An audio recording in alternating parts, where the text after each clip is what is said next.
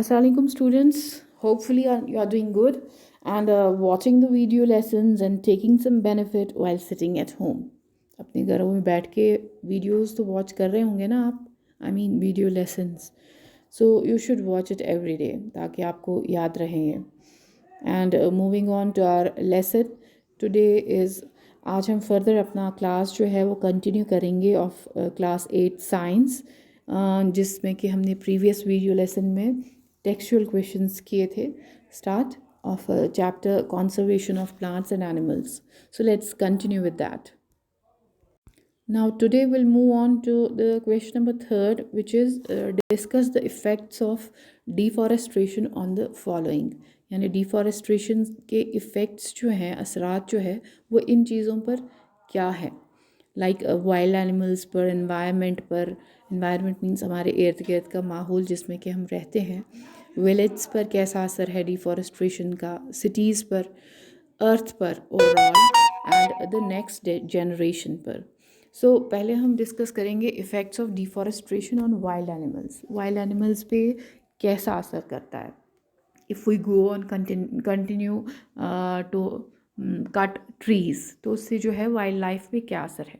Removal of trees and plant life from a particular area for the construction of industries, agriculture और for other such purposes is termed as deforestation.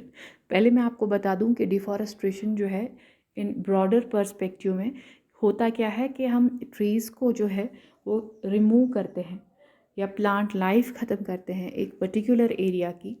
And क्योंकि हमको वहाँ पे construct करनी होती है अपने बेनिफिट के लिए, फॉर सम इंडस्ट्रीज़, एग्रीकल्चर या कोई दूसरे कामों के लिए.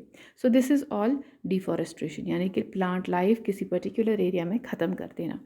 सो उसके जो हैं काफ़ी ज़्यादा बुरे असरात होते हैं. Like plant life forms an integral part of the ecosystem, and these plants form the natural habitat of various animals of that ecosystem.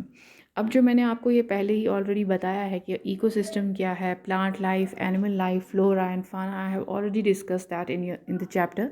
So I don't need to discuss it. अगर आपको कहीं पे कोई कन्फ्यूजन होगा then you can check those videos.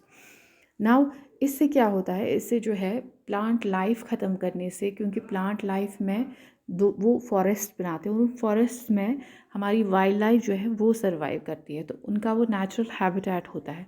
तो when we destroy this plant life, तो हम we ultimately destroy the whole wild life. तो वाइल्ड लाइफ भी हम उसके साथ साथ ख़त्म करते हैं. So destroying the plant life will ultimately threaten the existence of animals in that particular ecosystem and may lead to their extinction.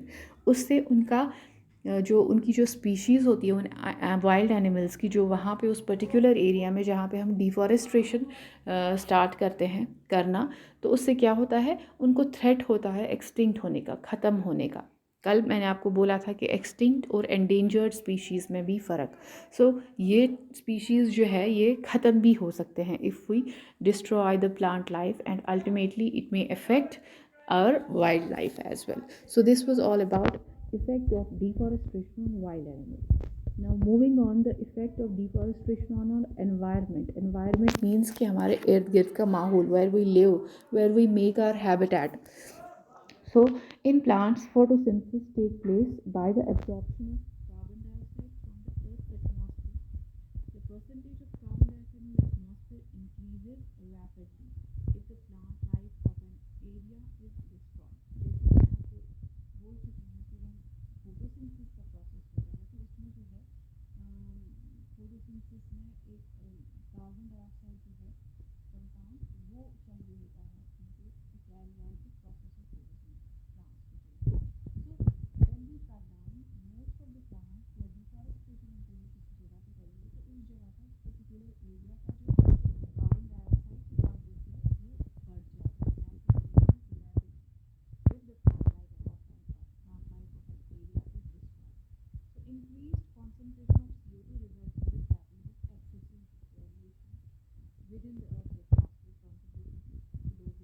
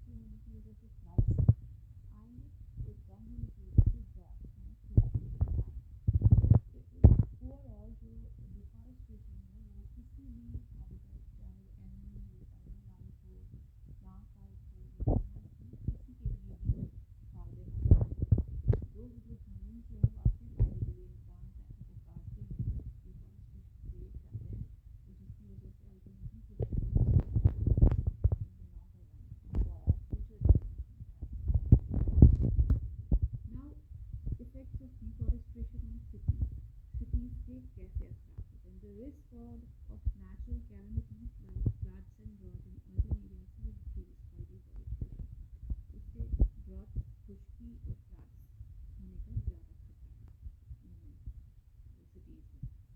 It will also lead to global warming because of increased CO2 levels in the atmosphere. जैसे मैंने आपको कहा कि CO2 levels जो है बढ़ जाएंगे क्योंकि पेड़ जो हैं वो एब्जॉर्ब नहीं कर पाएंगे बिकॉज जो पेड़ ही नहीं रहेंगे तो एब्जॉर्ब कैसे करेंगे.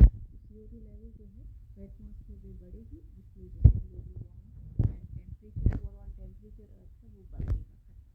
This is a result of continuous pollution from automobiles and industries.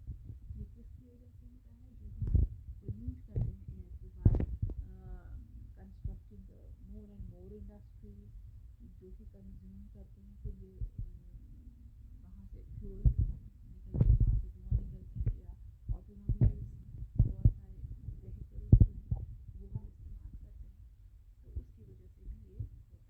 The water cycle जो है in the vicinity is also get affected. Now effects of deforestation earth का क्या, अर्थ के ओवरऑल अर्थ पे क्या असर है.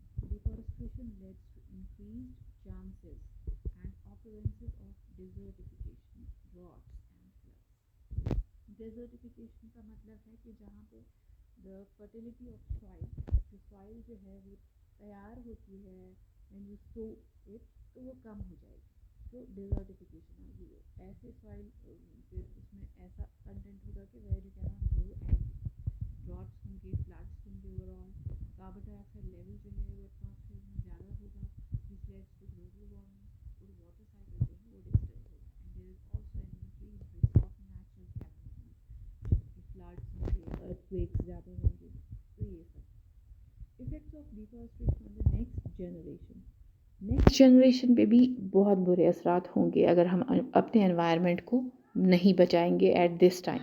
Our environment is slowly changed by the activities of deforestation, both directly and indirectly.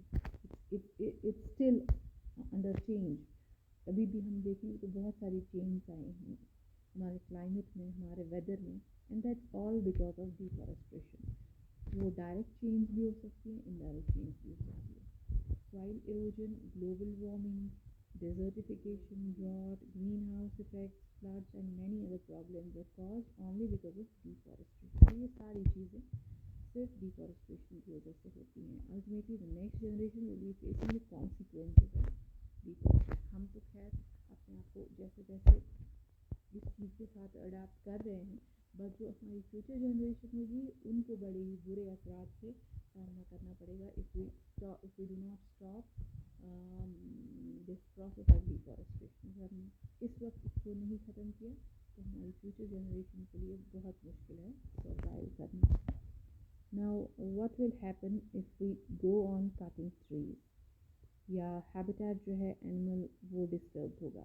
इन सारी चीज़ों ये टॉप लेयर ऑफ सॉइल जो है वो एक्सपोज होगी. Now if we go on cutting the trees, अगर हम डिफॉरेस्टेशन को ऐसे प्रोसेस को कंटिन्यू करते रहेंगे, हमें वो ये नहीं आएगा, एहसास नहीं जागेगा कि हमें इसको ख़त्म करना चाहिए डिफॉरेस्टेशन को. तो जो एनिमल है will lose their natural habitat as an essential part of their ecosystem. उनका एनिमल्स का सबसे पहले उनको ये होता है बिकॉज दे आर मोस्टली क्या they are entirely depend on the plant life. और वहाँ पे जो है प्लांट लाइफ से जो फॉरेस्ट है, फॉरेस्ट उनका हैबिटेट है, नेचुरल हैबिटेट है where they can survive, where they can flourish, where they can breed. तो वो सारा डिस्ट्रॉय ख़त्म हो जाएगा. This reduces the biodiversity of the affected areas. वहाँ की जो बायोडाइवर्सिटी होगी, plant life, animal life, micro organisms और एनी अदर लाइफ, तो वो डिस्टर्ब होगी एंड ख़त्म भी हो सकती है. मैंने जैसा आपको पहले भी कहा. The temperature of the earth also increases and gives way to global warming. Global warming in turn affects the water cycle. Global warming से वाटर साइकिल पे इफेक्ट होगा एंड हेंस रेनफॉल जो है उसका पैटर्न चेंज होगा. कभी जब हम एक्सपेक्ट करेंगे मोर रेनफॉल तब हुआ ही नहीं, तो that will lead to droughts. कभी जब हमको पता नहीं है कि इस टाइम पे रेनफॉल होगी तो बहुत ज़बरदस्त हुई and that will lead to floods. Risk of soil erosion, soil erode होगी, there will be no fertility in the soil. Global warming होगी, डिजर्टिफिकेशन होगी, बिल्कुल लाइक डेजर्ट्स सॉइल होंगी where you can not grow anything, and greenhouse effect increases, और greenhouse का भी वो increase होगा। Hope this all is understandable to you, आपको समझ में आ रहा होगा। अब अगर हम एनिमल्स के हैबिटेट को डिस्टर्ब करेंगे, all the basic necessities for an animal like food, water, shelter and protection is provided by the habitat in which the animal lives in. Disturbing the habitat of the animal forces it to move to another place in search of food, water, shelter, and protection. Thus, the animal in due course may get killed by other animals. अब animals पे कैसे असर होगा? जब भी हम मतलब animals की जो बेसिक नीड्स हैं, जैसे कि खाना पीना, उसकी प्रोटेक्शन, उसका घर, तो वो सब जो है वो प्रोवाइड करता है बाय द हैबिटेट। यही हैबिटेट जो प्लांट, ये जो फॉरेस्ट्स होते हैं जो हम काटते हैं। अब जब हम वो फॉरेस्ट काटेंगे तो उनको जाहिर सी बात है सर्वाइव करने के लिए ढूंढना है खाना भी, पीना भी, प्रोटेक्शन भी, शेल्टर भी, so they have to move to another place. तो वहाँ पे while moving in due course तो वो क्या होते हैं, वो किल होते हैं बीच में ही बाय अदर एनिमल्स की वजह से, या फिर वो नहीं ढूंढ पाते हैं शेल्टर, तो विद हंगर और समथिंग लाइक दिस, तो उनका जो है वो कम हो जाएगा, नंबर विल डिक्रीज।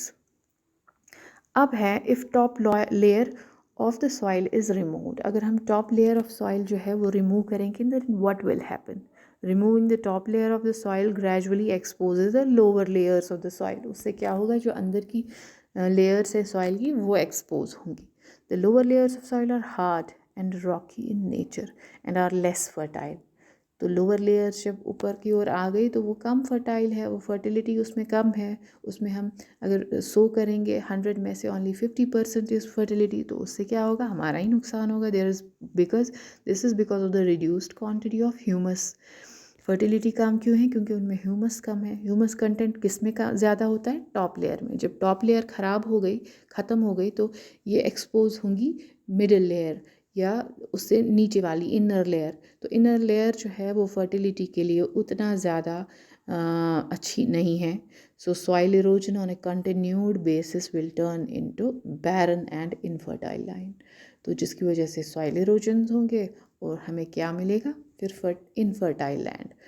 उससे क्या होगा? We can not sow, and when we can not sow how can we eat then? तो इससे जो है बहुत मतलब it is time taking process, but it will happen if we do not stop deforestation, if we do not stop cutting trees at present time. We have to stop this process of deforestation, and even if we cut one tree, we have to plant 2 more trees for that, just to usko balance ko, just to maintain the balance. So we have to plant more and more trees.